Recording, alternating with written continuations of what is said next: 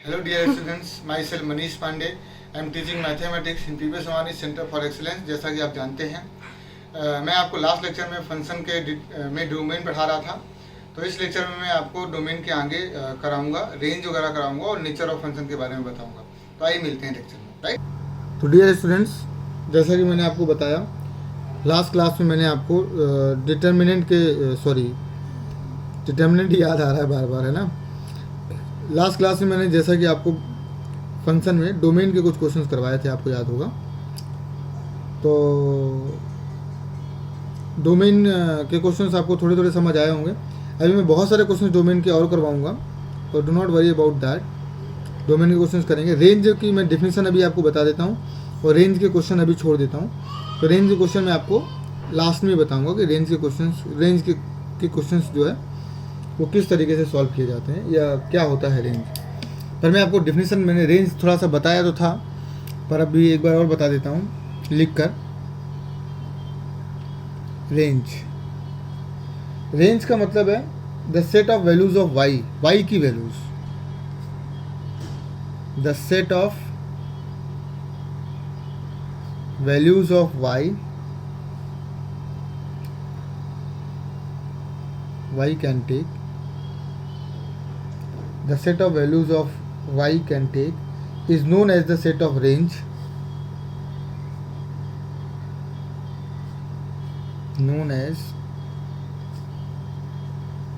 set of range for that function,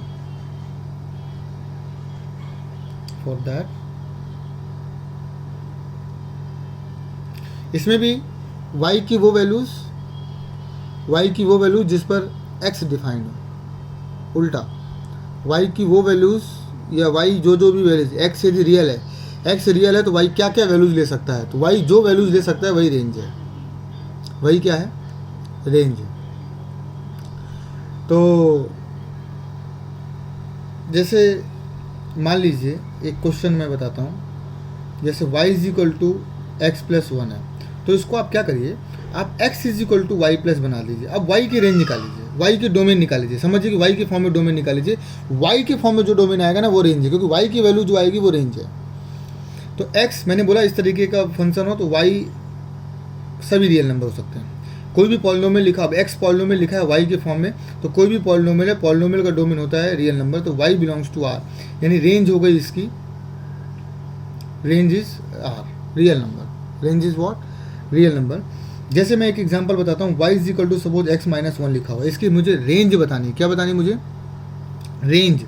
तो मैं पहले x के फॉर्म में इसको लिख लूँ। x के फॉर्म में लिखने के लिए पहले मैं इसको क्रॉस मल्टीप्लाई करूँगा, तो yx minus y is equal to 1, तो यहाँ पर x आ जाएगा y प्लस 1 और y प्लस 1 अपॉन में y। तो अब y न्यूमरेटर और डिनोमिनेटर के फॉर्म में आ गया। तो मैंने क्या बोला था, y should not equal, denominator should not equal to 0, यानी यहाँ पर y की वैल्यू क्या हो सकती है, y बिलोंग्स टू r हो सकता है, एक्सेप्ट 0 नहीं लेना। तो ये y की वैल्यू आई ना, तो y की वैल्यू आ गई मतलब रेंज आ गया, y की वैल्यू आ गई मतलब रेंज आ गया, खत्म कहानी। तो किसी भी फंक्शन को आप क्या करिए, x के फॉर्म में लिख लीजिए, तो x मतलब x is equal to Y के फॉर्म में, आप ऐसा बोलिए कि x is equal to Y के फॉर्म में लिख लीजिए। तो और फिर y को डोमेन की तरह सॉल्व कर लीजिए, जो भी रूल डोमेन के थे वही रूल यहाँ पर भी लग जाएंगे, कोई प्रॉब्लम नहीं है। तो बेसिकली ये क्या हो जाएगा, डोमेन हो जाएगा। जैसे मैं बताऊँ आपको, y इज इक्वल टू ई की पावर x, टेकिंग अब इसको मुझे निकालना है, इसका डोमेन बताइए। तो डोमेन इसका क्या होगा, आप यदि इसका ग्राफ देखें तो ग्राफ से मैं इसको इसका रेंज बताऊँ तो range y is equal to X का ग्राफ ऐसे बनता है। तो जब मैं x पे चलता हूँ, मैंने आपको बोला था जब आप x एक्सिस पर चलेंगे तो x एक्सिस पर चलते वक्त आपको राइट लेफ्ट देखना होता है, तो जो भी आंसर आता है उसे बोलते हैं रेंज। लेकिन आपको जब y पर चलेंगे, y एक्सिस पर चलेंगे, तो y एक्सिस पर राइट और लेफ्ट में देखिए, जैसे मैं यहाँ पर 0 पर खड़ा हूँ तो 0 पर मुझे ये कर्व नहीं मिलेगा, लेकिन जैसे मैं 0 से आगे बढ़ूँगा तो मुझे ये कर्व दिखने लगेगा लेफ्ट में, और यहाँ के बाद जब भी जाऊँगा तो मुझे कर्व राइट पर दिखने लगेगा। तो y एक्सिस पर चलने पर जब भी आपको कर्व दिखे राइट या लेफ्ट में कहीं पर भी, तो वो वैल्यूज़ आपकी सभी किस में आएंगी, रेंज में आएंगी। तो इसमें यहाँ से देखो पता चल रहा है कि y की वैल्यू 0 से बड़ी होनी चाहिए, y की वैल्यू 0, क्योंकि 0 से नीचे यदि आप देखें तो 0 से नीचे पर कहीं पर भी राइट या लेफ्ट या राइट में कहीं पर भी ग्राफ आपको दिख नहीं रहा। लेकिन जैसे आप 0 से ऊपर चलेंगे तो आपको कभी लेफ्ट में दिखता है और इसके बाद इस पॉइंट के बाद आपको ग्राफ राइट में दिखना चालू हो जाता है। तो 0 से बड़े y 0 से बड़ा होगा तो आपको y 0 से बड़ा होना चाहिए रेंज में, y should be greater than 0, ये रेंज है। यानी कि इसकी रेंज क्या है, यदि इस फंक्शन की कोई रेंज पूछे तो range is 0 to infinite, 0 to infinite. 0 नहीं लेंगे क्योंकि 0 पर ग्राफ नहीं मिलेगा। इसको मैं सॉल्व करके बताऊं तो मैंने सॉल्व करके, यदि सॉल्व करके आप देखना चाहते हैं तो आपको क्या करना है, x को y की फॉर्म में लाना है। तो दोनों साइड log ले लीजिए। तो log y is equal to log ex, base मान लीजिए मैंने e लिया है तो e बेस है तो ये बाहर आ जाएगा, तो log y is equal to x हो जाएगा। तो ये देखो y की फॉर्म में आ गया, x की वैल्यू y की फॉर्म में आ गई। तो जब भी log होता है तो log में मैंने बोला था कि log का जो आर्गूमेंट है that should be greater than 0, तो y should be greater than 0। तो y की वैल्यू क्या आ गई, 0 से बड़ी। तभी यही तो बताया मैंने कि y की वैल्यू क्या होनी चाहिए, 0 से बड़ी होनी चाहिए। तो यहाँ भी वही आ रहा है y की वैल्यू 0 से बड़ी, यहाँ भी वही आ रहा है y की वैल्यू 0 से बड़ी होनी चाहिए, क्योंकि log में y आ गया ना। तो log का आर्गूमेंट, log में रेंज, log में डोमेन कैसे देखते थे, log की जो भी आर्गूमेंट है that should be greater than 0। यहाँ पर आर्गूमेंट क्या था y, तो y should be greater than 0। तो रेंज निकालने का मतलब है कि आप x को y के फॉर्म में लिख डालिए और डोमेन की तरह सॉल्व कर लीजिए, जो भी डोमेन के रूल है वो लगा डालिए, तो वो आ जाएगी आपको रेंज। रेंज में अभी इतना ही बताऊंगा, इसके बाद मैं रेंज के क्वेश्चंस करवाऊंगा वो बाद में। अभी मैं आपको आगे ले चलता हूँ, आगे थोड़ा पढ़ते हैं। आगे अभी अपन पढ़ने वाले हैं नेचर ऑफ फंक्शन।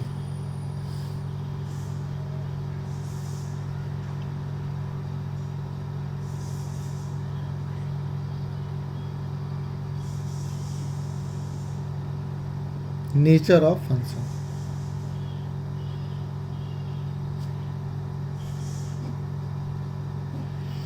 क्या है, नेचर ऑफ फंक्शन, फंक्शन का क्या नेचर होता होगा ये आपको बताना है। फंक्शन का नेचर क्या है। बेसिकली फंक्शन दो तरीके से बिहेव करता है। पहला, एक तो इवन फंक्शन होता है, ऑब्वियसली दूसरा ऑड फंक्शन होता है, इवन फंक्शन। अब ये इवन फंक्शन क्या है वो मैं आपको बताता हूँ। इवन फंक्शन इस तरीके से लिखते हैं कि मान लीजिए कोई फंक्शन f(x) है, मैंने क्या किया, x को -x से रिप्लेस कर दिया। y is equal to f(x) में x को -x रिप्लेस कर, मतलब एवरी x, किसी भी फंक्शन में every x is replace by -x, लेकिन उस फंक्शन में कोई फर्क नहीं पड़ा, वापस से f(x) आ गया। तो ऐसे फंक्शन को बोलते हैं इवन फंक्शन। ऐसे फंक्शन को क्या बोलते हैं, इवन फंक्शन। जैसे एग्जांपल के तौर पर मैं y is equal to x² ले लूँ। आप y मत लीजिए, आप f(x) लीजिए, f(x) is equal to x²। तो मैं अब x की जगह पर यदि -x भी रख दूँ ना, तो यहाँ पर क्या आएगा, every x is replace by -x²। तो ये क्या हो जाएगा, +x² हो जाएगा। तो वापस से क्या मिल गया आपको, f(x) मिल गया। जो आपका f(x) था वही वापस से आ गया। तो x² is an even function. दूसरा एग्जाम्पल, जैसे मान लीजिए मैंने ले लिया f(x) is equal to x⁴ + x²। तो अब मुझे पता करना है कि इवन है ऑर्डर, तो मैं क्या करूँगा, x की जगह पर -x रख दूंगा। तो यहाँ पर देखूंगा -x⁴, every x is replace by -x का स्क्वायर। तो ऑब्वियसली क्या हो गया, x⁴ + x²। देखिए जरा पूरा वापस से f(x) दिखने लगा ना आपको, वापस से क्या दिखने लगा आपको, f(x). तो ऐसे फंक्शन को बोलते हैं इवन फंक्शन। एग्जाम्पल के तौर पर जैसे मान लीजिए f(x) आपके पास cos x है, मान लीजिए मैंने इसको -x रखा, x की जगह पे मैंने -x रिप्लेस किया, तो ये आ गया cos -x। आप जानते हैं cos माइनस को खा जाता है, तो वापस से cos x आ गया, वापस से क्या आ गया, cos x आ गया। ये भी इवन फंक्शन है। जैसे मान लीजिए f(x) मैंने ले लिया sin² x, sin x नहीं लिया मैंने, sin² लिया है। तो यहाँ पर -x रिप्लेस करूँगा, तो इसको अपन ले सकते हैं sin -x का होल स्क्वायर। ये होता है -sin x, लेकिन होल स्क्वायर लगा हुआ है, होल स्क्वायर की वजह से फिर से प्लस हो जाएगा, फिर से प्लस हो जाएगा। तो वापस से क्या आ गया, f(x) आ गया, वापस से क्या आ गया, f(x) आ गया। तो it is an even function. तो इवन फंक्शन आपको समझ आया होगा कि आप किसी भी फंक्शन में, कोई भी फंक्शन आपके पास दिया हुआ है, उस फंक्शन में x की जगह पर -x रख दीजिए। x की जगह पर क्या रख दीजिए? -x रख दीजिए। और यदि फंक्शन में कोई चेंजेस नहीं आते हैं, इफ फंक्शन रिमेन्स अनचेंज्ड, तो then function is even function. Even function की एक खास बात होती है, इवन फंक्शन के ग्राफ जब भी बनते हैं, ग्राफ ऑफ इवन फंक्शन जो होगा,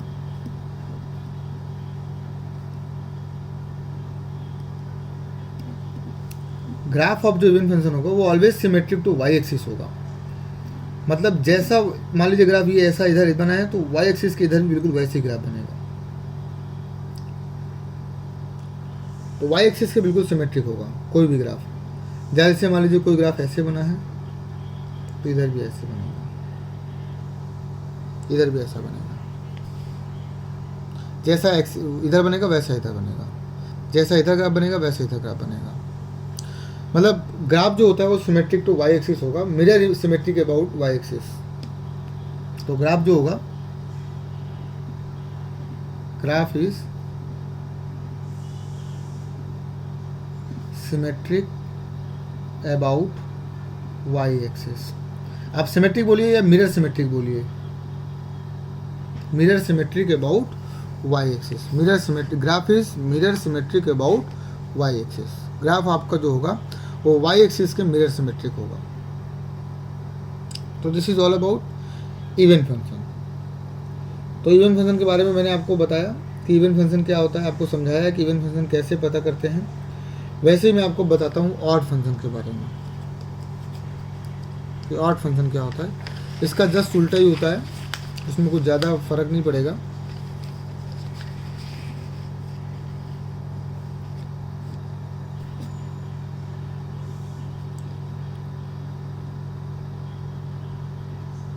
ऑड फंक्शन किसे बोलते हैं? उल्टा, कोई फंक्शन आपके पास y is equal to f x है, आपने every x is replace by -x कर दिया, every x replace by -x कर दिया, तो लेकिन आपका फंक्शन वापस से f(x) आ गया। लेकिन f(x) कैसा? बाहर -x आ गया, पूरे फंक्शन से बाहर -x आ गया। तो ऐसे फंक्शन को बोलेंगे ऑड फंक्शन। आप बेसिकली ऐसा भी बोल सकते हैं कि किसी भी function f(x) plus f of the -x should be 0, should be क्या होना चाहिए? 0। यानी किसी फंक्शन, आप ऐसे भी निकाल सकते हैं, किसी भी ऑड फंक्शन को निकालना है तो आप क्या करिए कि उस फंक्शन में x की जगह पर -x रख दीजिए और पहले वाले फंक्शन में से जोड़ दीजिए। दोनों को जोड़ने के बाद आंसर शुड बी 0। यदि दोनों का आंसर का सम 0 आता है तो वो फंक्शन जो है, ओरिजिनल फंक्शन, वो आपका ऑड फंक्शन है, वो आपका ऑड फंक्शन है। एग्जाम्पल के तौर पर, जैसे मान लीजिए मैंने f(x) ले लिया x3, तो x की जगह पर यदि मैं -x रखूँ तो -x का क्यूब, यानी कि क्या आ गया? -x³ आ गया। यानी माइनस, और ये क्या है? ये है f(x), तो -f(x) आ गया। तो x³ यानी कि x³ क्या है? ऑड फंक्शन है। जैसे मान लीजिए दूसरा एग्जांपल मैं ले लूँ, f(x) is equal to sin x। x की जगह पर -x रखूँगा तो sin -x, माइनस बाहर आ जाएगा इसका, -sin x। आपने क्या देखा? ये वापस से f(x) आ गया, जो f(x) था। तो sin x भी क्या है? ऑड फंक्शन है। एग्जाम्पल के तौर पर मैं एक और क्वेश्चन लेता हूँ। मान लीजिए मैंने ऐसा क्वेश्चन ले लिया, x plus sin x, x plus sin x। तो every x is replace by -x, तो -x प्लस sin -x। थोड़ा और सॉल्व करेंगे तो -x, इसका माइनस बाहर आ जाएगा, -sin x, माइनस आप पूरे में से कॉमन ले लीजिए, तो x प्लस sin x। ये पूरा फंक्शन f(x) दिखना चाहिए, पूरा फंक्शन। अब ये पूरा फंक्शन मुझे f(x) दिख रहा है, f(x) बाहर माइनस। ये देखिए माइनस माइनस कॉमन ले लीजिए क्योंकि साइन -x, माइनस बाहर फेंक देगा। Every x is replace by -x, minus, पूरा माइनस मैंने कॉमन ले लिया। अब मुझे पूरा का पूरा फंक्शन क्या दिख रहा है? f(x) दिख रहा है। पूरा का पूरा फंक्शन मुझे क्या दिख रहा है? f(x) दिख रहा है। तो क्या आ गया? बाहर माइनस है तो माइनस लिख दिया मैंने, -f(x). तो it is an odd function. ये ऑड फंक्शन का मैंने आपको एग्जांपल बताया। और इसके जो ग्राफ बनते हैं, ऑड फंक्शन के जो ग्राफ बनते हैं, वो mirror symmetric graph, graph of odd function, ये ऑलवेज, जैसे मान लीजिए कोई ग्राफ ऐसा है तो वो ऐसा बनेगा कहाँ, जैसा ग्राफ इधर बनेगा वैसा इधर बनेगा, फर्स्ट क्वाड्रेंट में बनेगा जैसा वैसा थर्ड क्वाड्रेंट में बनेगा। तो इसे बोलते हैं it is mirror symmetric about origin, it is symmetric about origin, it is mirror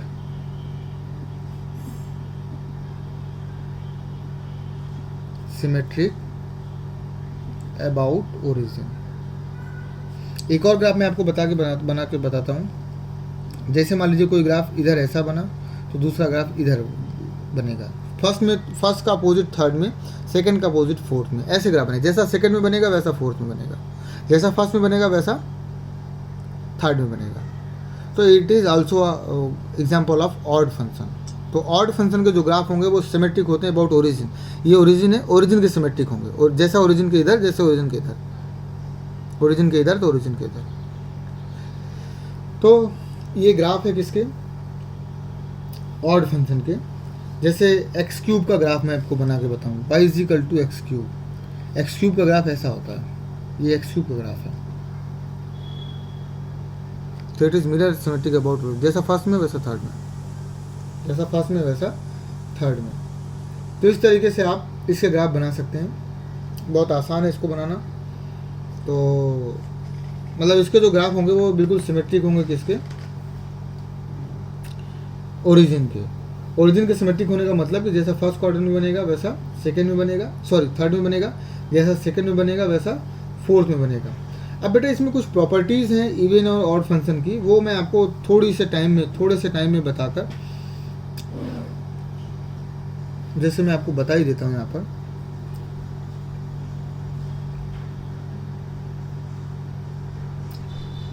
जैसे सम, यदि इवन फंक्शन को इवन फंक्शन से जोड़ते हैं, आप प्लस प्लस सोचिए, प्लस प्लस, तो हमेशा आप आंसर आएगा इवन फंक्शन।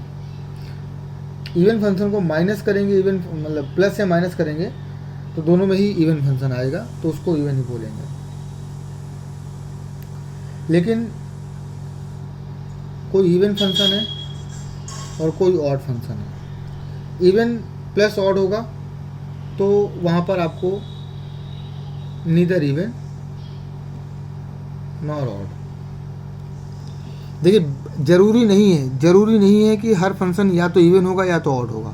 बहुत सारे ऐसे फंक्शन हैं ना तो इवन होंगे ना तो ऑड होंगे। जैसे मैं आपको एक एग्जांपल के तौर पर बता दूं यहाँ पर, जैसे मान लीजिए f(x) मैंने ले लिया x + x²। आप यहाँ पर -x रख कर देखिए, -x रख कर देखेंगे तो ये -x हो जाएगा, लेकिन ये कुछ नहीं होगा। आप माइनस कॉमन ले लेंगे तो माइनस ये आ जाएगा। तो आपको ये ओरिजिनल f(x) तो नहीं दिख रहा ना, ओरिजिनल f(x) में तो प्लस आ रहा था, ओरिजिनल f(x) नहीं दिख रहा आपको, तो ना तो ये ऑड है ना तो ये इवन है। तो बहुत सारे ऐसे फंक्शन है ना ऑड होंगे ना इवन होंगे। जैसे एग्जांपल है किसका, ये ऑड फंक्शन है, ये इवन है, तो odd plus even neither even nor odd. तो इवन प्लस ऑड हो या ऑड प्लस इवन हो कोई फ़र्क नहीं पड़ता। और ऑड प्लस ऑड यदि होगा तो वो ऑड आएगा, ऑड माइनस ऑड होगा तो वो भी ऑड आएगा। तो ये सम हो गया। सिमिलरली प्रोडक्ट में आप जरा देखें, प्रोडक्ट में यदि इवन से प्रोडक्ट होता है तो आंसर इवन आएगा।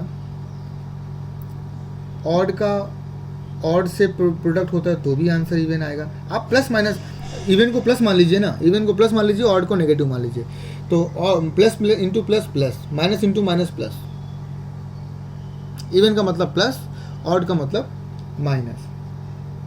तो ये आपको समझ आ गया, ये तो कोई प्रॉब्लम है ही नहीं इसमें। डिवाइड में यदि कोई पूछे,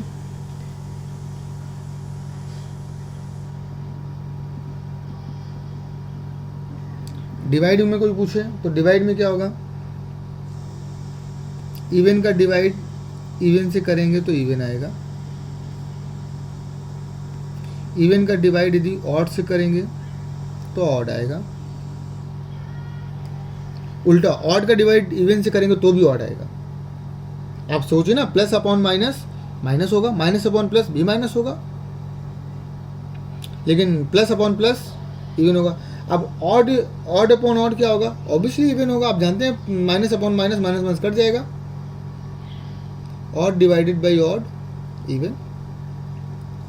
आप मेरी बात याद रखेंगे ना तो कोई प्रॉब्लम ही नहीं आएगी। इवन का मतलब प्लस, ऑड का मतलब माइनस, तो माइनस डिवाइडेड बाई माइनस, तो माइनस माइनस कैंसिल, प्लस हो जाएगा ना। इवन डिवाइडेड बाई ऑड यानी प्लस डिवाइडेड बाई माइनस, तो ऑब्वियसली प्लस और माइनस, ऊपर प्लस है नीचे माइनस है, तो आंसर माइनस में आएगा। ये कुछ प्रॉपर्टीज़ हैं जो मैंने आपको बताया है, प्रॉपर्टीज़ को ध्यान में रखिए तो आपको सही रहेगा, तो कोई प्रॉब्लम आएगी नहीं। अब मिलते हैं नेक्स्ट लेक्चर में। नेक्स्ट लेक्चर में मैं आपको बताऊंगा पीरियोडिक फंक्शन किससे बोलते हैं, तो पीरियोडिक फंक्शन के बारे में अपन नेक्स्ट लेक्चर में देखते हैं, ठीक है। तो आइए मिलते हैं नेक्स्ट लेक्चर में।